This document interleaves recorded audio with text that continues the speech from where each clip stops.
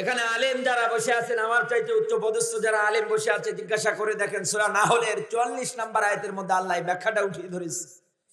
হে নবী, কোরআনের ব্যাখ্যা হবে দুনিয়ায় তাদের সামনে, দুনিয়ায় যারা জিন্দা, দুনিয়ায় যারা, আরো জোরে বলে, কোরআনে কারিমের যে ব্যাখ্যা জিন্দা মানুষদের সামনে প্রচার করা লাগবে, তাবলীগ করা লাগবে, এটা কোন জায়গায় পেলেন, কেমন করে পেলেন?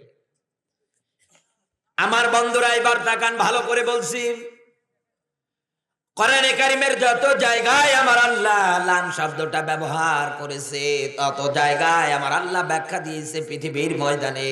কোরআনে কারিম থেকে আলোচনা হবে, ওয়াজ হবে, তাফসীর হবে দুনিয়ায় যারা জিন্দা এদের সামনে।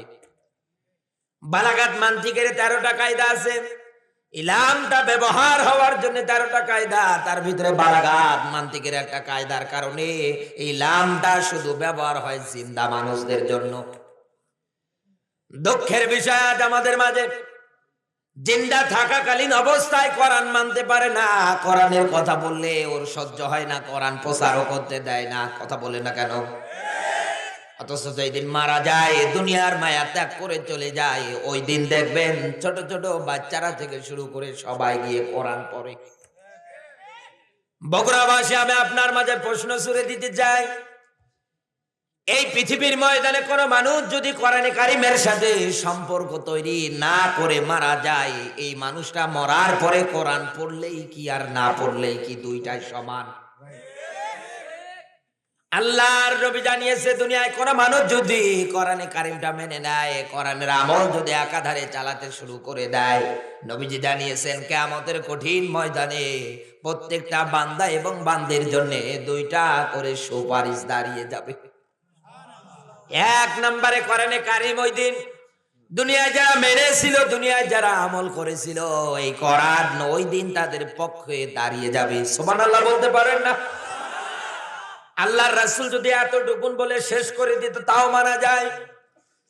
আল্লাহর নবী জানিয়েছে, দুনিয়ায় যারা কোরআনের আমল করবে, কিয়ামতের কঠিন ময়দানে আমার আল্লাহ পাক খুশি হয়ে তাদের মাথার মধ্যে নূরের টুপি পরিয়ে দেবে। নূরের টুপিটা যখন পরিয়ে দেবে, পুরো হাসরের ময়দানটা কোরআনে কারিমের আমল করার কারণে যে নূরের টুপি পরিয়ে দেবে, এর কারণে আলোয় আলোকিত হয়ে ঝলমল করতে থাকবে। অন্যান্য যারা আছে জিজ্ঞাসা করবে, মালিক আমার, তোমার এই বান্দাটা নিজে কোরআন পড়েছিল, নিজে কোরআনের আমল করেছে, যার কারণে তুমি আজকে খুশি হয়ে তার মাথার মধ্যে নূরের টুপি পরিয়ে দিয়েছো, আমরা বুঝতে পেরেছি। এখান থেকে শিক্ষা নিয়ে যান মুসলমান, কোন মানুষ যদি কোরআনের সাথে সম্পর্কটা তৈরি করতে পারে দুনিয়ায় বেঁচে থাকাকালীন অবস্থায়, মরণের পরে লাভ না লস? আরো জোরে বলেন। কিন্তু মুসলমানের ঈমান আকীদা, মুসলমানের জীবন জিন্দেগির দিকে তাকালে জীবিত থাকাকালীন অবস্থায় কোরআন মানতে পারে না, নিজে মানে না, অন্যদেরও মানতে দেয় না। কথা বলে না কেন? এইরকম ভাইরাস ক্যান্সার তো বগুড়ায় নেই, আমাদের ভিতরে অনেক মানুষের মধ্যে এইরকম ভাইরাস, এইরকম ক্যান্সার আমরা ধরিয়ে ফেলেছি, যার কারণে পুরো পৃথিবীর ময়দানটার মধ্যে আজ আমরা অশান্তি দেখতে পাচ্ছি। এক কথা বলে না কেন? এই কোরআন দুনিয়ায় যারা মানবে, আল্লাহ রাসূল জানিয়েছে, এই কোরআনে কারিম মরণের পরে এই বান্দাকে আমার আল্লাহর সঙ্গে ঝগড়া করে হলেও জান্নাতে নিয়ে যাবে। কত চরম একটা সুবর্ণ সুযোগ। আর এই আলোচনা, ব্যাখ্যা, তাফসীর, ওয়াহাসানা তাফসীর, তাফসীর ব্যাখ্যাও যদি করতে চান তাহলে করা লাগবে পৃথিবীর ময়দানে যারা জিন্দা এদের সামনে। কিন্তু আমাদের দেশের সিস্টেম আমরা পাল্টিয়ে ফেলেছি। সারা জীবন কোরআন মানে পারে না, কোরআনের বিধান মানতে পারে না, কোরআনে কারিমের আলোচনা, কোরআনে কারিম দিয়ে দাওয়াত দেওয়ার পরে মুখ ফিরে নিয়ে চলে যায়, সুদের টাকা 180 মাইল বেগে উঠিয়ে বেড়াচ্ছে। এই কথা বলেন না কেন? দুর্নীতি 180 মাইল বেগে চালিয়ে যাচ্ছে। এই মানুষগুলোকে আপনি কোরআনে কারিমের বিধান দিয়ে যখন ডাকবেন তখন মানতে পারে না। আচ্ছা, যে মানুষটা কোরআনের ডাক শোনার পরে সুদ ছাড়তে পারে না, দুর্নীতি ছাড়তে পারে না, চিটারি ছাড়তে পারে না, বাটপারি ছাড়তে পারে না, এই মানুষটা মারা গেলে কোরআন পড়ে কোনো লাভ আছে? আরো জোরে বলেন, কোনো লাভ আছে? বাস্তবে উদাহরণ দিতে গেলে এইভাবে দেওয়া লাগে। একটা সাপ আর একটা ব্যাঙের মাঝে খুব ভালো বন্ধুত্ব ছিল, রিলেশনশিপ তৈরি হয়ে গিয়েছিল। দুইজনে রাস্তা দিয়ে যখন হেঁটে যায়, ব্যাঙের স্বভাব লাফিয়ে লাফিয়ে চলাচল করে আর সাপের স্বভাব আঁকা বাঁকা হয়ে চলে। সাপের মেজাজ গরম হওয়ার পরে ডাক দিয়ে বলে, বেটা দেখ, এই যে তুই লাফিয়ে লাফিয়ে চলিস, সোজা চলতে পারিস না। ব্যাং ডাক দিয়ে বলে, বন্ধু তোরও তো একটা স্বভাব খারাপ আছে। বলে কি? তুই এই যে আঁকা বাঁকা হয়ে চলিস, সোজা চলতে পারিস না। দুইজনের মাঝে গন্ডগোল বেজে গিয়েছে। ব্যাং নিজেকে আত্মরক্ষা করার জন্য, সেভ করার জন্য পাশে ছিল পুকুর, পুকুরের মধ্যে লাফ দিয়েছে। যখন লাফ দিয়েছে, সাপ এবার উপরে দাঁড়িয়ে ফো ফো করে আওয়াজ দেয়। কিছুক্ষণ পরে একটা লোক ওই রাস্তা দিয়ে যাচ্ছে, দেখছে সাপ দাঁড়িয়ে ফো ফো করে আওয়াজ দিচ্ছে, আস্থা মারা মেরে সোজা করে রেখে দিয়েছে। ব্যাং এবার পানির থেকে ওঠার পরে ডাক দিয়ে বলে, বন্ধু আমার, কত করে বললাম ইসলামের পথ, কোরআনের পথটা সহজ পথ, তুই তো মানলি না। কথা বলে না কেন? মরণের পরে এখন তো ঠিকই তুই সোজা হয়ে গেলি। এই জন্য দুনিয়ার ময়দানে আপনার জীবন জিন্দেগিটা যা তৈরি করেছেন মুসলমান, কোরআনে কারিমের ব্যাখ্যাগুলো শোনার পরে সুরটা ছেড়ে দেন, দুর্নীতিটা ছেড়ে দেন, মানুষের উপরে জুলুম নির্যাতন যা করেন সবগুলো মাইনাস করে দেন। কারণ আল্লাহ পাক এই জন্য জানিয়েছে, নবী আমার, এই পৃথিবীর ময়দানে যাদের অন্তরের মধ্যে আমি আল্লাহর কোরআনের ধমকের ভয় আছে, এদের সামনে কোরআন প্রচার করবে না, 100% কাজ হবে। এত তাফসীর মাহফিল, এত কোরআনের মাহফিল, এত আয়োজন আজ আমাদের সমাজের মধ্যে আমরা তাকালে দেখতে পাই, এমন কোন গ্রাম নেই, এমন কোন পাড়া নেই, এমন কোন এলাকা নেই যে এলাকার মধ্যে আজ তাফসীর মাহফিল, ওয়াজ মাহফিলের আয়োজন করা না হয়। আমরা সব জায়গায় চোখ দিলেই দেখতে পাই। কথা বলেন না কেন? তারপরে ওই এলাকার মানুষ থেকে শুরু করে, আমার এলাকার মানুষ থেকে শুরু করে 64টা জেলার মানুষগুলো জীবনের জিন্দেগির দিকে তাকালে মনে হয় ওর মরণের কোনো ভয় নেই। আমি আপনারে কোরআনের একটা আয়াত বলছি, ভালো করে বুঝবেন কেন আমাদের সমাজের মধ্যে এই রকমটা হয়ে গিয়েছে। আল্লাহ পাক বলেন, ইন্নাল্লাযীনা কাফারু সাওয়াউন আলাইহিম আআনযারতাহুম আম লাম তুনযিরুহুম লা ইউমিনুন। বলেন আল্লাহু আকবার। কোরআনে কারীম সূরা বাকারা 2 নম্বর সূরা 1 নম্বর পারার এটা পাবেন আপনি। 1 নম্বর রুকুর 6 নম্বর আয়াত আল্লাহ পাক ব্যাখ্যা দিয়েছে। আল্লাহ পাক জানাচ্ছেন, নবী আমার, এই পৃথিবীর ময়দানে নিশ্চয় যারা কাফের আছে, এদের সামনে আপনি কোরআনে কারীম দিয়ে সতর্ক করলেই কি আর না করলেই কি? এ নবী, আপনি এদেরকে কোরআনের দাওয়াত দিলেই কি আর না দিলেই কি এরা কোনোদিন আপনার প্রতি ঈমান আনবে না। আমি আয়াতটার মধ্যে কি বললাম সরল ব্যাখ্যা আপনারা তো ওইভাবে বুঝলেন না। বিশ্ব নবী আমার 40 থেকে 23 বছর একাধারে কোরআনে কারীম দিয়ে দাওয়াত দিয়েছে। আল্লাহর নবী আমার, নবীজি আমার দাওয়াত দিতে গিয়ে কোন সময়ের মধ্যে কাফেরদের কাছে মার পর্যন্ত খেয়েছি। এই কথা বলে না কেন? এই কোরআন দিয়ে মানুষদেরকে সত্যের পথে আনার জন্য, মানুষদেরকে সতর্ক করার জন্য আল্লাহর নবী আমার যখন এই গিয়েছে, নবীজি আমার মার পর্যন্ত খেয়েছে। আল্লাহর নবী যখন কোরআন মানুষের মাঝে প্রচার করেছিলেন, ওই সময় কি রাসূলুল্লাহ মরাদের কাছে গিয়েছিলেন না জিন্দা মানুষের কাছে? তায়েফের ময়দানে আল্লাহর নবী আমার গিয়েছিলেন, তায়েফবাসী মরা না জিন্দা? আরো জোরে বলেন। আল্লাহর নবী আমার উহুদের ময়দানে দান্দান মোবারক শহীদ করে ফেলেছিলেন। ওই সময় যাদের মাঝে দ্বীনের দাওয়াত দিতে গিয়েছিলেন, যাদের বিরুদ্ধে অস্ত্র ধারণ করেছিলেন, ওরা মরা ছিল না জিন্দা? আরো জোরে বলেন। এই আয়াত থেকে প্রতীয়মান এইটাই পাওয়া যায়, আল্লাহর রাসূলের সময় আল্লাহর নবী যখন 40 থেকে 23 বছর বয়স, এই 23 বছর বয়স আল্লাহর নবী যখন কোরআন দিয়ে মানুষদেরকে সতর্ক করতে গিয়েছে, নবীজি যে কায়দায় মার খেয়েছে আজও খেয়ে যাওয়া লাগবে। এটা তো নতুন করে কোনো কিছু না। আজও দুনিয়ায় গান বাজনা, যাত্রা, নাটক ফাটক 14 ফেব্রুয়ারি পালন করবেন, কোনো অসুবিধা হবে না। কোরআন প্রচার করলে কারাগারে যাওয়া লাগবে, এটা স্বাভাবিক। আমার বন্ধুরা, আমার কথা শোনার পরে আমার প্রতি রাগও করবেন না, মন খারাপও করবেন না। আমি আপনাকে প্রত্যেকটা কথা দলিল দিয়ে বলছি। সুপারিশের ব্যাখ্যায় ছিলাম 1 নম্বরে কোরআন, 2 নম্বরে রমজান মাসে রোজাগুলো আপনার জন্য আমার জন্য মরণের পরে আমার আল্লাহর কাছে সুপারিশ করবে। কারণ আল্লাহর রাসূল জানিয়েছে রমজান মাস আমার আল্লাহ পাকের জন্য এর প্রতিদান আমার আল্লাহ পাক নিজেই দেবে। আপনি অন্যান্য ইবাদত গুলো করবেন, এর প্রতিদান দেওয়ার জন্য আল্লাহ আলাদা আলাদা ফেরেশতা বানিয়েছে, কিন্তু রমজান মাসের যে প্রতিদান, রোজা রাখার যে সওয়াব আল্লাহ পাক ফেরেশতার দ্বারা দেবে না, আমার আল্লাহ পাক নিজের বান্দাকে দিয়ে দেবে। এখন কত দেবে কোনো উল্লেখ আছে? এজন্য রমজান যেহেতু আমাদের সামনে আসতেছে, এটা রজব মাস, আমরা সবাই চেষ্টা করব। আল্লাহ রাসূল রজব মাস যখন আসতেন দোয়া করতেন, আল্লাহ রজবের বরকত দিয়ে দাও, শাবানের বরকত দিয়ে দাও, রমজান পর্যন্ত আমার হায়াতটা বাড়িয়ে দাও। সুবহানাল্লাহ বলতে পারেন না? রোজার ট্রেনিং দিতেন আল্লাহ রাসূল এই মাস থেকে শুরু করে। মরণের পরে আপনি যদি ভালো জায়গায় যেতে চান, ভালো জায়গা যদি পেতে চান, 1 নম্বরে কোরআন। কারণ মরার পরে কোরআন সম্পর্কে আল্লাহ জিজ্ঞাসা করবে, বল কোরআন মেনেছিলি কিনা। আপনি গীতা বলেন, বাইবেল বলেন, অন্য যে কিতাবগুলো আছে সব মানুষের রচিতা করা, শুধুমাত্র কেবলমাত্র একমাত্র এই কিতাবটা আমার আল্লাহ পাক নিজে রচনা করে দিয়েছে। এমনকি চ্যালেঞ্জ পর্যন্ত শুনলেন, ফাতু বিসূরাতিন মিন মিসলি, তোমরা কি কেউ পারবা এই কোরআনের মতো আরেকটা কোরআনে কারীম বানিয়ে নিতে, বা সূরার মতো আরেকটা সূরা বানিয়ে নিতে? কেউ পারবে না। কারণ আল্লাহ রাব্বুল আলামিন এই পৃথিবীর ময়দানে কোরআন দিয়েছে, মরণের পরে কোরআন মানার ব্যাপারে অবশ্যই আমার আল্লাহ পাক জিজ্ঞাসা করবে আপনাকে এবং নবীজিকে।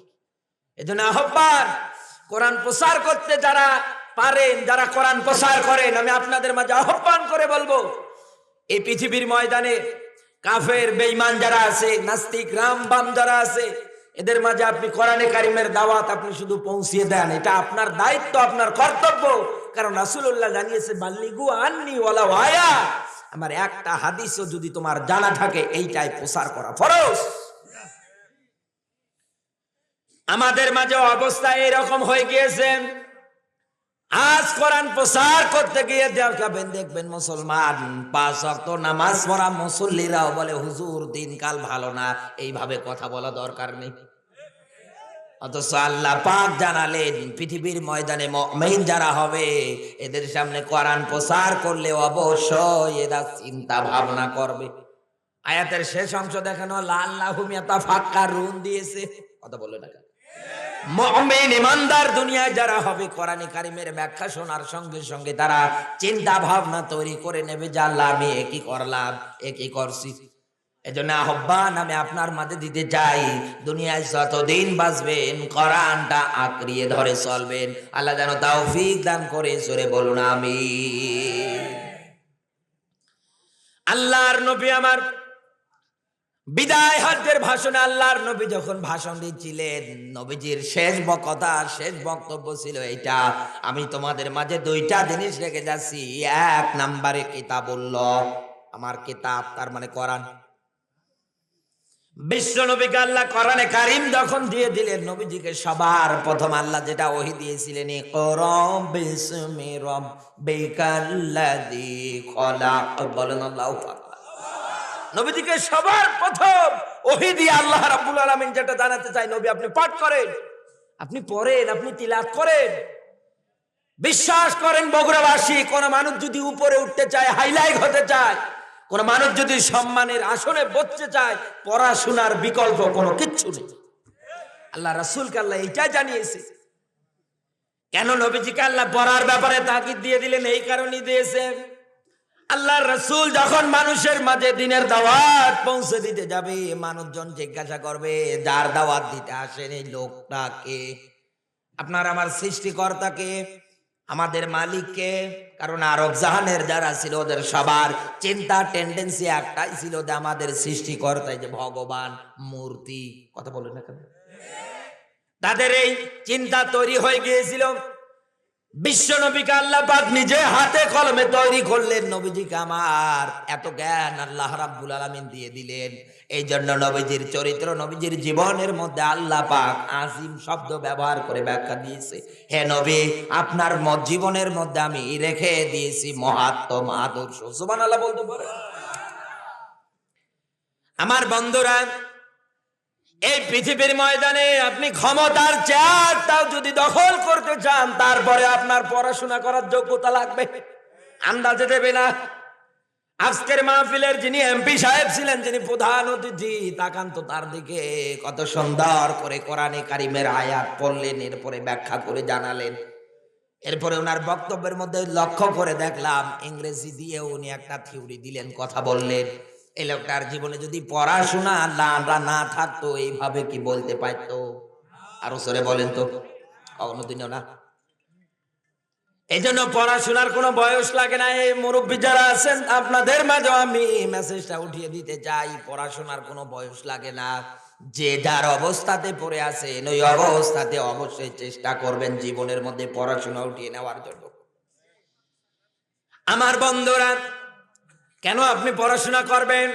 কোরআনে কারীম জানিয়েছে, ইন্নী জাইলুন ফিল আরদি খলিফা। বলেন আল্লাহু আকবার। আল্লাহ পাক বলেন, আমি অবশ্যই খলিফা, প্রতিনিধি পাঠিয়েছি জমিনে। কোন জায়গায়? আরো জোরে বলেন। জমিনে আসার পরে আপনার লড়াই হবে, সংগ্রাম হবে কি? আল্লাযীনা ইউকাতিলুনা ফি সাবিলিল্লাহ। এই পৃথিবীর ময়দানে আল্লাহর জমিনে আল্লাহর দ্বীনটাকে কেমন করে জিন্দা করা যায়, এইটা আপনার প্রথম নাম্বার টার্গেট।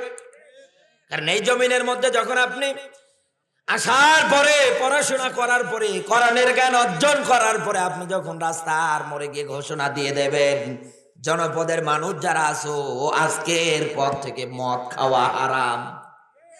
কথা বলে না, আজকের পর থেকে মদ খাওয়া হারাম। চুরি করা যাবে না, দুর্নীতি করা যাবে না, চিটারি বাটপারি করা যাবে না, আলেমদের হাতে কোমরে রশি বাঁধা যাবে না। কথা বলেন না। আপনি এইরকম বক্তব্য তাদের মাঝে যখন জমিনটা দখল করার পরে তুলে দিতে পারবেন, এই জমিনটা মিনিমাম আল্লাহর জান্নাতের বাগান হয়ে যাবে। আজ মুসলমানেরা শুধু খাওয়া নিয়ে পড়ে আছে, খাওয়ার ধান্দা ঠিক আছে, ও ধান্দা শুধু খাওয়া, ওর পড়াশোনাও নেই। জমিনে আল্লাহ পাঠালেন, ও জমিন বাদ দিয়ে খানকা নিয়ে পড়ে আছে। বিভিন্ন আগলা বাবা, পাগলা বাবা, মরা বাবা, ল্যাংটা বাবার মাজার তৈরি করে মানুষদের ইমান পর্যন্ত নষ্ট করে ফেলতেছে। এগুলো তো বগুড়ায় নেই, বগুড়ায় নেই। আমার বন্ধুরা, ইমান চলে যাবে, ধ্বংস হয়ে যাবে, এমন কোন জায়গায় কোনোদিনও যাওয়া যাবে না। আমি আপনার মাঝে আহ্বান জানিয়ে যেতে চাই, আপনি পড়াশোনা করেন, কোরআনে কারিমটা নিয়ে গবেষণা করেন। কোরআন হচ্ছে গবেষণা করার জন্য আল্লাহ দিয়েছে, শুধু সুমো দিবেন আর রেখে দিবেন না। এই জন্য রাসূল জানিয়েছে, লা তাজআলু বুয়ুতান মাকাবির, ঘরগুলোর কবর বানিও না। কারণ রাসূল জানিয়েছে, যেই ঘরের মধ্যে আল্লাহর কোরআন পড়া হয় না, কোরআনের তেলাওয়াত হয় না, ওটা শুধু ঘর না, ওটা শয়তানের কারখানা। আর এই সমস্ত জায়গা থেকে এই ডক্টর জাফর ইকবালের মতো নাস্তিকরা বের হয় আর বলে যে মানুষ এসেছে বানরের থেকে। এক কথা বলে না কেন? এই জন্য আল্লাহ পাক দিয়েছে, আফালা ইয়াতাদাব্বারুনাল কুরআন। কি হলো, কেন কোরআন নিয়ে গবেষণা করো? এই জন্য জানতে যদি চান, কোরআন নিয়ে গবেষণা করবেন। আপনার রবের পরিচয় কারো মাঝে যদি বর্ণনা করতে চান, তারপরেও কোরআনের দরকার আছে না নেই? আরো জোরে বলেন তো, আছে না নেই? আমার বন্ধুরা, আজ পৃথিবীর ময়দানে কোরআন না পড়ার কারণে, কোরআনটা না বোঝার কারণে আজ পৃথিবীর ময়দানে আমরা জমিনটা ছেড়ে দিয়েছি, যার কারণে জমিনটা একাধারে জালেমেরা দখল করে ফেলেছে। এই জন্য উল্টা পাল্টা কাজগুলো একাধারে জালেমেরা তাদের মন মতো চালিয়ে যাচ্ছে, আর সব জায়গার মধ্যে আমরা একাধারে মাইর খেয়ে যাচ্ছি। আমার ভাইরা, বিশ্বনবী মুহাম্মদুর রাসূলুল্লাহ সাল্লাল্লাহু আলাইহি ওয়াসাল্লাম কোরআনে কারিমের আয়াত দিয়ে যখন মানুষের মাঝে উপমা, আল্লাহর নবী যখন উদাহরণ স্বরূপ মানুষের মাঝে যখন কোরআনে কারিমের আয়াত তেলাওয়াত করে ডাক দিয়ে বললেন, ওয়ানজির আশিরাতাকাল আকরাবিন। বলেন আল্লাহু আকবার। আল্লাহ পাক বিশ্বনবী মুহাম্মদ রাসূলুল্লাহ সাল্লাল্লাহু আলাইহি ওয়াসাল্লামকে ডাক দিয়ে বলেন, নবী আমার, আপনি আপনার নিকট আত্মীয় যারা আছে এদেরকে আপনি জাহান্নামের ব্যাপারে আপনি ভয় দেখান, আপনি এদেরকে সতর্ক করেন। এই পৃথিবীর ময়দানে আবু জাহেলের মতো ক্যারেক্টার দুনিয়ায় যারাই তৈরি করেছে, বগুড়াবাসী, আপনি এদের মাঝে কোরআন দিয়ে সতর্ক করলেই কি আর না করলেই কি কোনোদিনও কাজ হবে না? যতক্ষণ না পর্যন্ত আমার আল্লাহ হেদায়েত না দেয়। বিশ্ব নবী মুহাম্মদ রাসূলুল্লাহকে যখন আল্লাহ আয়াত দিয়ে দিলেন, আর রাহিকুল মাকতুমের বর্ণনা পড়বে, নবীজি আমার সঙ্গে সঙ্গে সাফা পাহাড়ের পাদদেশে আল্লাহর নবী উঠে পড়লেন। আগেকার জামানার মিডিয়া ছিল এইটা, কোন মানুষ যদি বিপদে পড়তো, এটা মানুষকে বোঝানোর জন্য উঁচু একটা জায়গায় উঠতো, ওঠার পরে যে কোনো লাল কাপড় উড়িয়ে দিত, মানুষ মনে করতো এই লোকটা বিপদে পড়েছে। এই নিদর্শন, এই চিহ্নটা যখন দেখতে পেত, তারা একাধারে সবাই ছুটে চলে যেত তাকে বিপদ মুক্ত করার জন্য। আল্লাহর নবী আমার সেটাই করলেন, লোকদেরকে এক জায়গায় করার জন্য। বিশ্ব নবী আমার তাকিয়ে দেখলেন সবাই যখন জমায়েত হয়ে গিয়েছে, আবু জাহেল থেকে শুরু করে কাফেরের বড় বড় কাইটা কাফেরের বাচ্চারাও দাঁড় হয়ে গিয়েছে, আবু লাহাব পর্যন্ত নবীদের সামনে হাজির। আল্লাহর নবী আমার ডাক দিয়ে বললেন, আমি যদি তোমাদেরকে বলি এই সাফা পাহাড়ের পাদদেশে একদল লোক অস্ত্র শস্ত্র নিয়ে সজ্জিত আছে, একটু সময় হলেই তোমাদের প্রতি আক্রমণ করবে, অ্যাটাক করবে, তোমরা কি আমার এই কথাটা বিশ্বাস করতে পারো?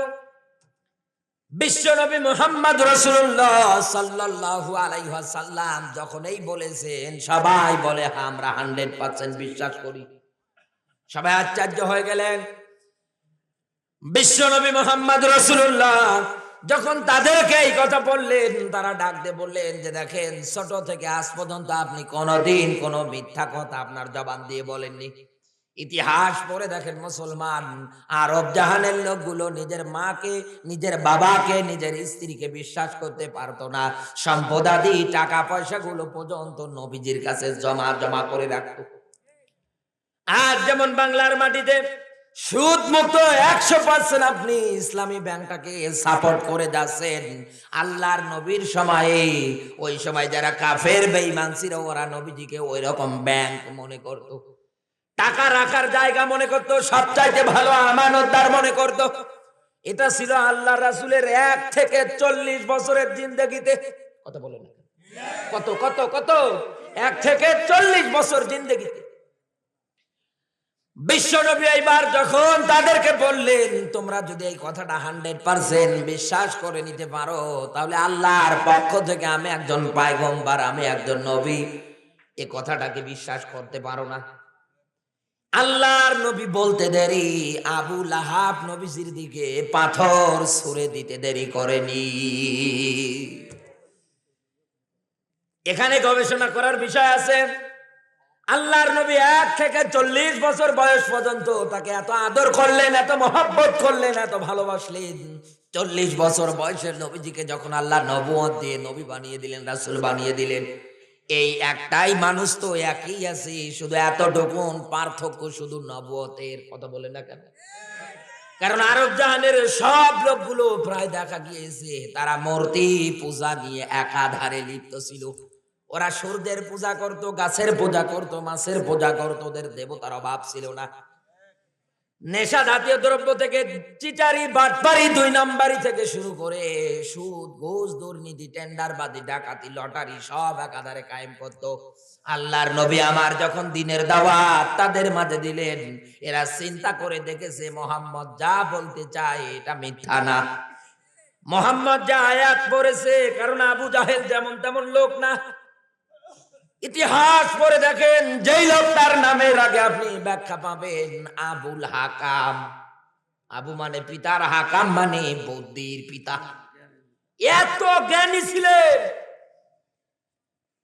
ওরা ভালো করে বুঝেছে মুহাম্মদ যে ধর্মটা নিয়ে এসেছে এটা 100% সত্য, যদি মানতে চাই আমার একটাও চলবে না।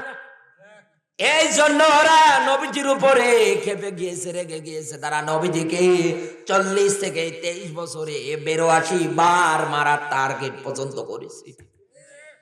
অবগুড়ার মুসলমানেরা আজও পৃথিবীর ময়দানে কত মানুষ কোরআন প্রচার করতে গেলে তাদের কোনো সমস্যা হয় না, কোনো কিছুই হয় না। কথা বলে না কেন? তারা আল্লাহর রাসূলের বিধান অনুযায়ী তারা পৃথিবীর ময়দানে 40 থেকে 23 বছর যখন অনুসরণ করতে যাবে, প্রচার করতে যাবে, ওরাও মাইর খাবে। আল্লাহর রাসূল যদি 82 বার হয়, ও একবার অন্তত হবে। আর ওরা বগল বাজায়, নাচানাচি করে, ঢোল তবলা নিয়ে, আমাদের কোনো চিন্তা নেই, কোনো বাধা নেই। কথা বলেন, এইরকম বাংলাদেশে এখন নেই, হাজার হাজার। আমার ভাইরা, আজও পৃথিবীর ময়দানে ইতিহাস সাক্ষী দেয়, মামুনুল হক থেকে শুরু করে যত আলেম গুলো জেলখানার মধ্যে পড়ে আছে, গতকালকে তাকে আদালতে ওঠানো হয়েছিল, আমরা দেখেছিলাম। আকাশের দিকে তাকিয়ে আওয়াজ দিয়েছিলেন, আল্লাহু আকবার, আল্লাহু আকবার, ধ্বনি দিচ্ছে। আমার বন্ধুরা, এই পৃথিবীর ময়দানে আল্লাহু আকবারের ধ্বনি ইশারা বোঝাতে যায় আর বেশি দিন নেই, অবশ্যই আমাদের মাঝে ফিরে আসবে, ফিরে আসবে। কারণ দুনিয়ায় যত জালেম, নব্য ফেরাউনের মতো যারাই তৈরি হয়েছে, আমার আল্লাহ এদেরকে শুধু সার দিয়েছে, কিন্তু ছেড়ে দেয়। এক কথা বলে না কেন? উনি আল্লাহু আকবারের ধ্বনি দিয়েছে, আর এদিকে সিলেটের মাটি ভূমিকম্পে কম্পিত হয়ে গিয়েছে। আমার আল্লাহ পাক জানিয়েছে, ফামাহিলিল কাফিরিনা আমহিলহুম রুয়াইদা, হে নবী, আমি তো কাফেরদের সার দেই, অবকাশ দেই, কর কর, কত করবি কর। কিন্তু আমি আল্লাহ যেদিন ধরবো, এক সেকেন্ড সময় দেব না। তো এইগুলো একটা একটা করে জুলুমের বর্ণনা পাওয়া যায়। দুনিয়ায় যারা জুলুম করবে, মানুষের উপরে নির্যাতন করবে, একাধারে উল্টা পাল্টা কাজ দুনিয়ায় যারা করবে, আল্লাহর রাসূলকে অনুসরণ করা শুধু ফরজ না, ফরজে আইন। ফরজে আমি মানলাম, আমার বাবা মানবে না, হবে? কোনোদিনও না। প্রত্যেকটা মানুষকে অনুসরণ করা লাগবে।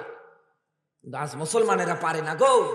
কত হুজুরা আছে আমার আলোচনা শোনার পরে কালকে আমার নামে বদনাম করবে। হ্যাঁ, হুজুরা খুঁজে পায় না, কোন জায়গা থেকে দাওয়াত দিয়ে নিয়ে আসে। আপনি একটা কথা আমার ভুল প্রমাণ করতে পারবেন না। যা বলছি অবশ্যই আমি আপনাকে দলিল দিয়ে কথা বলতেছি।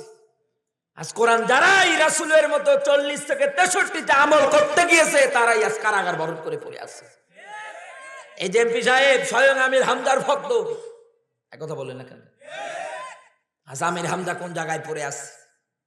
আজ আল্লামা সাঈদী, যার তাফসীর শুনে শুনে লক্ষ লক্ষ অবলা সরলা মানুষগুলো ইসলামের পথে, কোরআনের পথে এসেছে, এই লোকটার ঠিকানা আজকে বিদ্যা বয়সে কারাগার পড়ে আছে। জাতি জানতে চায় কি তাদের অপরাধ। কোরআন প্রচার করতে গেলে, কোরআন বলতে গেলে, আল্লাহর রাসূলও কিন্তু শিয়াবে আবু তালিবের 3.5 বছর জেল খেটেছে। এই কথা বলেন না কেন? আজও কোরআন প্রচার করতে গেলে, বলতে গেলে, রাসূলুল্লাহ যদি জেল খেটে থাকে, আপনার একবার না একবার হলে যাওয়া লাগে। এজন্য তো দিনের মুজাহিদরা ভয় পায় না, তারা সরে আসে না, তারা কোনোদিনও ভয় পাবে না। কারণ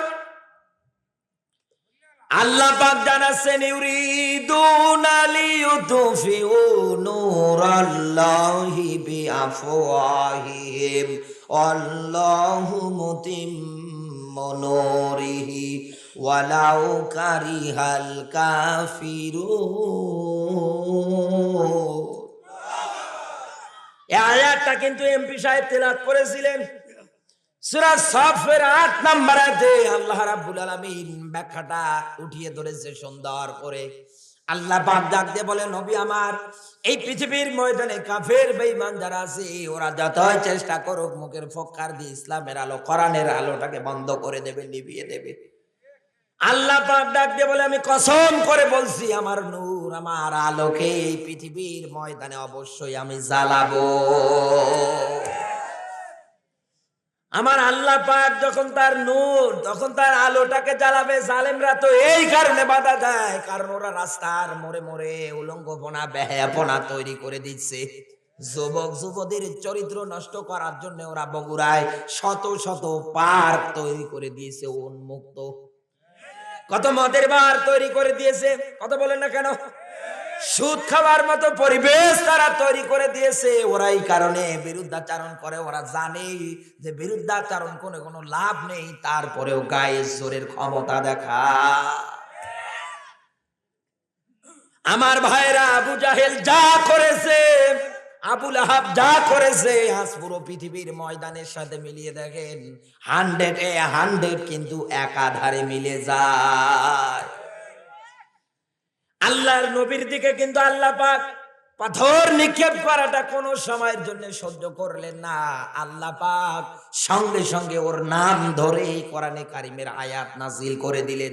ওর নামে আল্লাহ পাক একটা সূরা দিয়ে দিলেন, তার নাম লাহাব। আল্লাহ পাক আয়াত দিয়ে বলেন তাব্বাত ইয়াদা বিলাহাবি ওয়া তাব, ধ্বংস হ আবু লাহাব। ওর দুই হাত, ও নিজেও, ওর ধন সম্পদ টাকা পয়সা ওর কোনো কাজে আসবে না। ওকে আমি প্রবেশ করাবো জাহান্নামের লেলিহীনা আগুনের মধ্যে। ইতিহাস পড়ে দেখেন, এই লোকটার মরণ কিন্তু স্বাভাবিক মরণ হয়নি। এমন রোগ আল্লাহ দিয়েছিল, সোয়াইসে পচন রোগ, জঙ্গলের মধ্যে পচতে পচতে মারা গিয়েছে। এখান থেকেও কি জালিমেরা একটা বারের জন্য শিক্ষা নেয় না?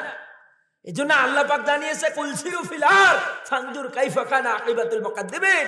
এ বান্দা তুমি জমিন ভ্রমণ করো, যাও মিশরে যাও, গিয়ে দেখো আমার অবাধ্যতা করেছিল ফেরাউন, ওকে আমি আজও মরতে দেনি, পচতে দেনি। ওকে আমি আজও জাতির সামনে রেডি করে রেখে দিয়েছি, মানুষ ফেরাউনকে দেখবে আর শিক্ষা নেবে। এক কথা বলে না কেন যে আল্লাহর সঙ্গে লড়া যাবে না, আল্লাহর সঙ্গে অন্তত বেয়াদবি করা যাবে না, নবীদের সঙ্গে বেয়াদবি করা যাবে না, করলে পরে ফেরাউনের মতো আজও এরকম করে মমি করে আল্লাহ রাখতে দিতে পারে। মানুষের এই ন্যূনতম জ্ঞানটা নেই। জন্য আল্লাহ পাক বলছেন আমার জমিন ভ্রমণ কর, দেখ আমার অবাধ্য চারণ দুনিয়ায় যারাই করেছিল, আদ জাতি ছামদ জাতি থেকে শুরু করে কোরআনে একাধিক বর্ণনা আছে, সবগুলো ভ্রমণ করে করে দেখ কি পরিণতি তাদের একাধারে হয়েছিল। মুসলমানের আজবগল বাজাচ্ছে আর নাসিয়া বাড়াচ্ছে, দিনকাল ভালো না, কি দরকার? রাসূলের সময় দিনকাল ভালো ছিল? বলেন না কেন দিনকাল ভালো ছিল? এই পৃথিবীর ময়দানে লাঠি ঠ্যাঙ্গা নিয়ে জিহাদ করাটা সবচেয়ে বড় জিহাদ নয়, রাস্তার মধ্যে গিয়ে মারামারি করাটা সবচেয়ে বড় জিহাদ নয়। এই পৃথিবীর ময়দানে সবচাইতে বড় জিহাদ হচ্ছে ওইটা, জালেমদের সামনে সত্য কথা বলে টিকে থাকা। আপনার এলাকায় একজন মানুষ বিনা কারণে মানুষদের উপরে জুলুম করতেছে, অন্যায় করতেছে, আপনি দেখার পরে প্রতিবাদ যদি না করেন, আপনি যদি তাকে সাবধানতা অবলম্বন করতে না বলেন, আপনি যদি এই অসহায় মানুষটার গিয়ে পাশে না দাঁড়ান, এই লোকটা জুলুম করে যা গুনাহ হচ্ছে ওই রকম গুনাহ আপনারও হচ্ছে। কারণ আল্লাহ পাক আপনাকে প্রতিবাদ করার মতো সামর্থ্য দিয়েছে, অ্যাবিলিটি দিয়েছে, আপনি গেলেন না, প্রতিবাদ করলেন না। আর যদি বাংলার মাটিতে এই প্রতিবাদ জিনিসটা আমাদের মধ্যে তৈরি করে দিতে পারতাম, বিশ্বাস করেন বগুড়াবাসী একটা আলেমের হাতে পায়ে কোনোদিন কেউ ব্যারিকেড রশি পর্যন্ত পরাতে পারত না। কিন্তু আমরা যে বললাম না, এক হুজুর জেলখানায় যায়, আরেক হুজুর মিষ্টি বিতরণ করে। আমাদের অবস্থা হয়ে গেছে এরকম। জাতি ভাই আজ আমাদের মিল নেই। এই জন্য আমি আলোচনা করতে করতে একটা উদাহরণ দেই। আজ আমাদের সবার মাঝে শুধু হিংসা আর হিংসা নিয়ে পড়ে আছে। আল্লাহ রাসূলের 40 থেকে 63 এই 23 বছরের জিন্দেগি আমরা সবাই যদি এক প্ল্যাটফর্মে দাঁড় হয়ে যদি অনুসরণ করতে পারতাম, বিশ্বাস করেন বগুড়াবাসী, পৃথিবীতে কোনোদিন কোন নতুন করে আলেমরে কারাগারে যাওয়া লাগতো না। কারণ মৌমাছির চাক আপনি কিন্তু দেখেছেন, আল্লাহ পাক কিন্তু কোরআনে কারিমের মধ্যে মৌমাছির নামে সুন্দর করে আয়াতটা আল্লাহ পাক কিন্তু নাজিল করে দিয়েছে, একটা সূরা দিয়েছে যার নাম নাহাল। আল্লাহ পাক মৌমাছিরে বললেন, মৌমাছি 3টা জায়গায় তোমরা তোমাদের ঘরগুলো বাড়িগুলো নির্মাণ করবা। 1 নম্বরে পাহাড়ে, 2 নম্বরে গাছের ডালে, 3 নম্বরে মানুষ যে ঘর তৈরি করার জন্য, বাড়ি তৈরি করার জন্য ঘর বাড়ি তৈরি করে দেয়ালে বা ওয়ালে। এই 3টা জায়গা বাদ দিয়ে তোমরা অন্য কোন জায়গায় কোনদিন ঘর বানাবা, তোমাদের বাড়িও বানাবা না, বডি 4টাও তৈরি করবা না। উদাহরণ আমি আপনার মাঝে দিতে চাই, মৌমাছির মধ্যে যেমন ঐক্যতা গঠন করে ফেলেছে, আজ আমাদের মাঝে ঐক্যতা আমরা পাই না। মৌমাছির চাকের মধ্যে আমি হই আর আপনি হই, শুধু বিনা কারণে বিনা অপরাধে যদি ঢিল দিয়ে দেই, মৌমাছি একটা উড়ে আসবে না প্রতিবাদ করার জন্য, দেখবেন প্রায় চাকের সবগুলো আপনার পিছনে ছুটবে। কথা বলে না কেন? আপনি কোন জায়গায় যাবেন, যেদিকেই যান না কেন মুসলমান, মৌমাছি আপনার পিছু পিছু তাড়া করে করে আপনারে নিয়ে যাবে। যতক্ষণ ধরতে পারবে না ততক্ষণ আপনার পিছু ছাড়বে না। আজ যদি বাংলার মানুষেরা এই মৌমাছির থেকে শিক্ষা নিয়ে সামনের দিকে অগ্রসর হতে পারতো, আমার তো মন বলে আল্লামা সাঈদীর মতো মানুষটা জেলখানায় থাকতো না। আমাদের মাঝে তো নেই, আমরা আজ এইরকম হয়ে গেছি হিংসার কারণে। কৃষক গিয়েছে কাজ করার জন্য, মাঠের মধ্যে যাওয়ার পরে একটা ছোট্ট পাতিল পেয়েছে, হাতের মধ্যে নেওয়ার পরে চিন্তা করে এটা কি, যখন হাত দিয়ে একটা ঘষা মেরেছে একটা দৈত্য বের হয়েছে। ডাক দিয়ে বলে জাহাপানা কি চান? কি চাই মানে তুই কে, তোর পরিচয় কি? ডাক দিয়ে বলছে দেখেন আমি একদম দত্ত, আপনি আমার মাঝে আমার কাছে এই মুহূর্তে যা চাইবেন আমি আপনারে তাই দিয়ে দেব। ডাক দিয়ে বলে তাই নাকি? বলে হাত, তবে একটা শর্ত আছে, ভালো করে বুঝবেন। আপনি যদি আমার কাছে একতলা বিল্ডিং বাড়ি চান তাহলে সাইড মাইট প্রতিবেশী যারা আছে ওরা 2 তলা বিল্ডিং পাবে, আপনার হবে 1 তলা। চিন্তা করে আল্লাহ আমার দরকার নেই, এত কষ্ট করে আমি পেলাম, আমি পাবো 1 তলা, সাইড মাইট প্রতিবেশী যারা আছে ওরা 2 তলা পাবে, আমার দরকার নেই। পাতিলটা নিয়ে আসার পরে স্ত্রীর ডাক দিয়ে বলে ওগো দরজা খুলে দাও, বিশেষ একটা জিনিস নিয়ে এসেছি।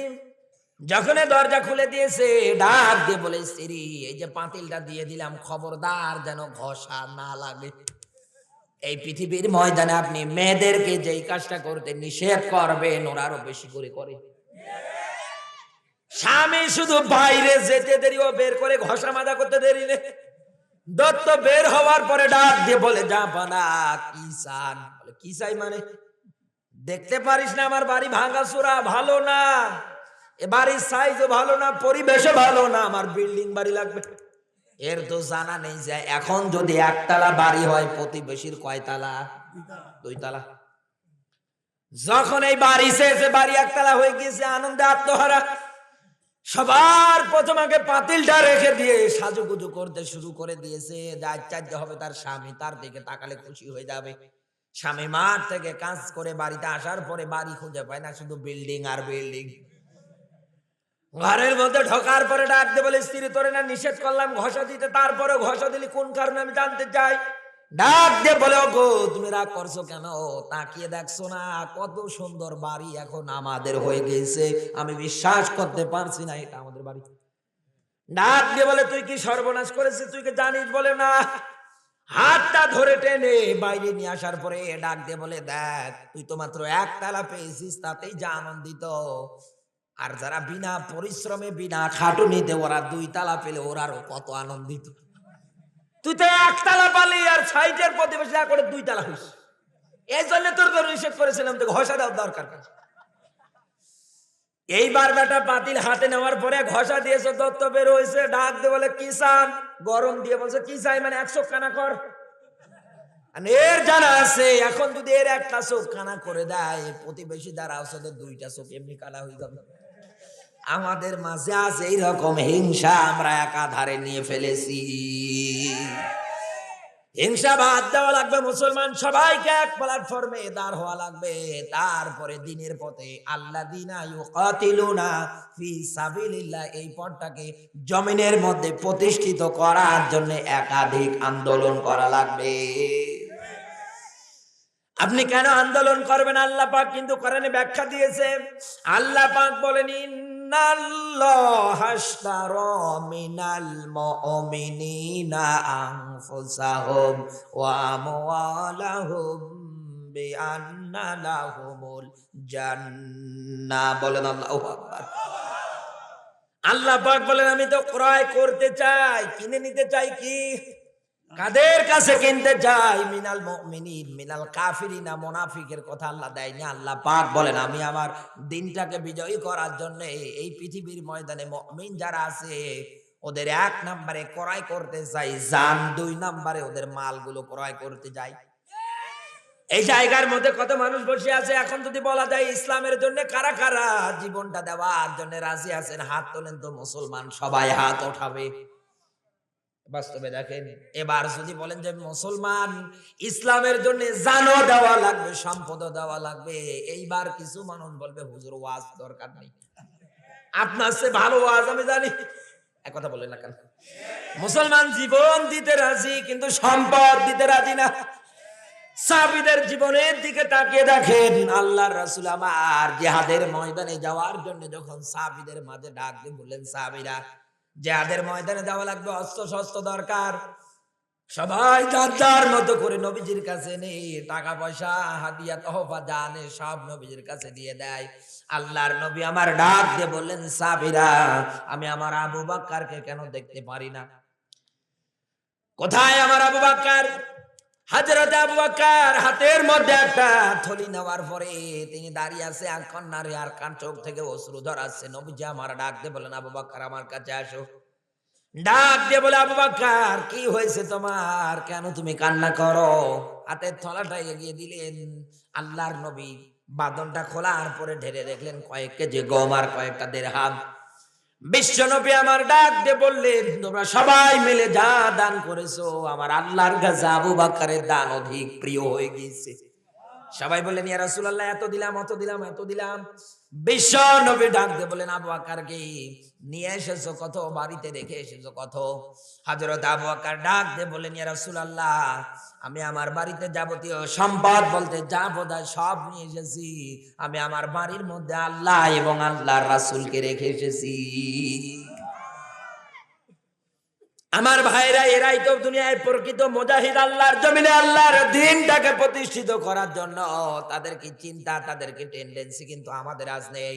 আল্লাহ পাক এই জন্য ডাক দিয়ে বলে, আমি ক্রয় করে নিতে চাই, কিনে নিতে চাই তাদের কাছে দুনিয়ায় যারা মুমিন।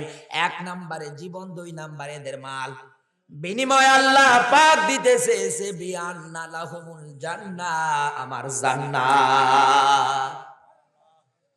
জান মাল সব আল্লাহ ক্রয় করে নিলেন, কিনে নিলেন। এইবার আল্লাহ পাক আপনাকে একটা কর্মসূচি দিলেন, একটা কাজ দিলেন, কি? আমার পথে লড়তে গিয়া আগে মার, এরপরে মর। কথা বলেন না কেন? আমার পথে সংগ্রাম করতে গিয়ে আগে মার, এরপরে মর। কিন্তু আমরা পারি না মুসলমান। আমার বন্ধুরা, শুরুতে যে কথাটা বলতেছিলাম, বিশ্ব নবীকে আল্লাহ পাক যখন সতর্কবাণী দিলেন, আল্লাহর নবী আমার যখন সাবা পারের পাদদেশে উঠে এইভাবে ব্যাখ্যা দিতে লাগলেন। নবীজি নিজের মেয়েকে পর্যন্ত ব্যাখ্যা দিয়েছিলেন। বগুড়ার মুসলমানেরা, বিশ্ব নবী যে কায়দায় দিন প্রচার করেছে, ওই কায়দায় আল্লাহ যেন আমাদের সবাইকে দিনের মুজাহিদ হিসাবে কবুল করে। জোরে বলুন আমিন। জবান সেরে কোরআনের সোনালী আয়াত আমার সাথে পড়ে নাও। যুবিল্লাহি মিনাশ শাইতানির রাজিম, বিসমিল্লাহির রহমানির রহিম।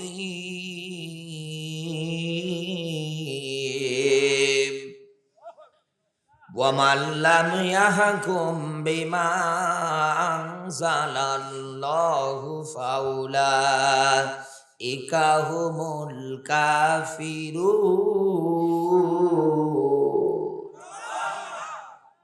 আল্লাহ পাক জানাচ্ছেন সূরা মাইদার 44 নম্বর আয়াতে, আল্লাহ পাক বলেন, আমার নাজিলকৃত বিধানটা পাওয়ার পরে দুনিয়ায় যারা দেশ পরিচালনা করে না, দুনিয়ায় যারা সমাজ পরিচালনা করে না, সূরা নাহলের মধ্যে আল্লাহ পাক ব্যাখ্যা দিয়েছে, ইন্নাল্লাহা ইয়া'মুরু বিল আদলি ওয়াল ইহসান। এ বান্দারে জমিনের ময়দানে আমি আদেশ দিলাম, রায় দিয়ে দিলাম, ন্যায় বিচার কায়েম করো। কিন্তু আজ আমরা আল্লাহর নাজিলকৃত বিধান দিয়ে সমাজ চালাতে পারি না, রাজনীতি করতে পারি না। কোন জায়গায় আমরা আল্লাহর নাজিলকৃত বিধানটা আমরা পাই না। যত জায়গা আছে সব জায়গায় আরো মাইনাস করে দিয়ে দেই। আল্লাহ পাক বলেন, আমার নাজিলকৃত বিধান পাওয়ার পরে দুনিয়ায় যারা বিচার ফয়সালা থেকে শুরু করে, রায় থেকে শুরু করে, সিদ্ধান্ত থেকে শুরু করে মাইনাস করে দিয়ে দেয়। আল্লাহ পাক ইশারা দিয়ে দেখিয়ে দেয়, ওরা পৃথিবীর ময়দানে সাধারণ কোনো মানুষ না, ওরা নির্ভেজাল কাফের। ওরা তো জালেম, ওরা তো ফাসিক কোথাকার। আরো জোরে বলেন তো। এজন্য আল্লাহ সাহায্য কামনা করছে, আল্লাহ গো তুমি আমাদের মরণ দেওয়ার আগে একটা বার দেখাও আমাদের বাংলার মাতৃভূমিটাতে ইসলামের বিধান, কোরআনের বিধান কায়েম হয়ে গিয়েছে। সব সময়ের জন্য আল্লাহর কাছে এই দোয়া আমাদের, আল্লাহ যেন তার ইসলামের জন্য আমাদের জীবনটাকে যেন কবুল করে নেয়। বলেন আমিন। ইসলামের পথে, কোরআনের পথে হকের কথা বলতে গিয়ে ময়দানে হোক, যে জায়গায় হয় হোক, আল্লাহর কাছে একটাই চাওয়া, আল্লাহ যেন শাহাদাতের মরণ আমাদের মাঝে দিয়ে দেয়। বলেন আমিন।